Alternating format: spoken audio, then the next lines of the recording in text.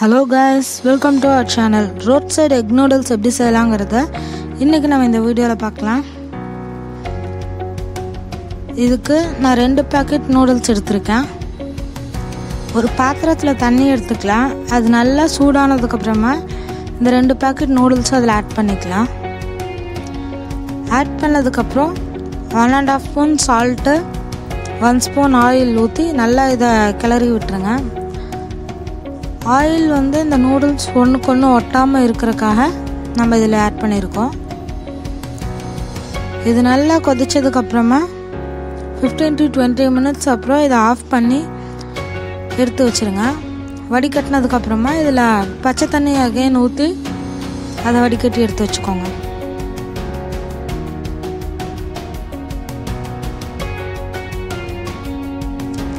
ஒரு pan எடுத்துக்கலாம். அந்த pan நல்லா காஞ்சதுக்கு அப்புறமா அதுல கோகனட் ஆயில் ஆட் பண்ணி அது நல்லா ஹீட் ஆனதுக்கு அப்புறம் 4 பெரிய வெங்காயத்தை நீள நீளமா கட் பண்ணி வச்சிருக்கேன். அத ஆட் பண்ணிக்கலாம். அது நல்லா கோல்டன் பிரவுன் கலர்ல ஆனதுக்கு அப்புறம் 4 எக் ஆட் பண்ணிருக்கேன். ஒரு பாக்கெட்க்கு 2 எக்னு சொல்லி 2 பாக்கெட்க்கு 4 எக்னு எடுத்துர்க்கேன். அத நல்லா ஊத்தி கிளறி 5 minutes லோ ஃப்ளேம்ல வச்சு கிளறிக்கோங்க. எக் நல்லா வெந்ததுக்கு அப்புறம் கொஞ்சம் salt ஆட் பண்ணிக்கோங்க இந்த எக்குக்கானது.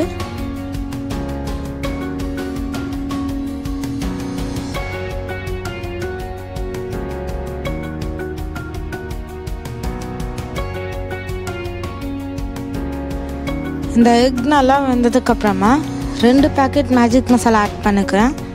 இது நல்லா மிக்ஸ்ட் ஆனதுக்கு அப்புறம் 6 tablespoons சோயா சாஸ் ஆட் பண்ணிருக்கேங்க. இதுக்கு 2 tablespoon டொமேட்டோ சாஸ் ஆட் பண்ணனும்.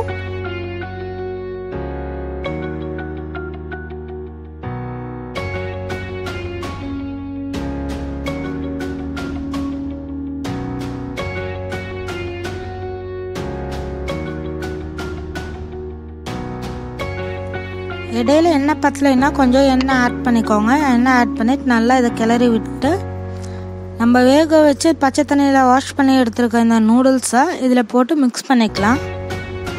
நல்லா கிளறி விடுங்க. அடுப்பை லோ ஃப்ளேமில் வச்சிங்கன்னா நல்லாயிருக்கும், அடி பிடிக்காமல் இருக்கும். இது செஞ்சு வச்சுருக்க நூடுல்ஸை நல்லா கிளறினதுக்கப்புறம் இந்த நூடுல்ஸ்குள்ளே மசாலா இருக்கும் இல்லைங்க, அதை லாஸ்ட்டாக ஆட் பண்ணிக்கோங்க. ஃபைனலாக அதை ஆட் பண்ணிவிட்டு நம்ம இதை சர்வ் பண்ணிடலாம். Road side egg noodles ready.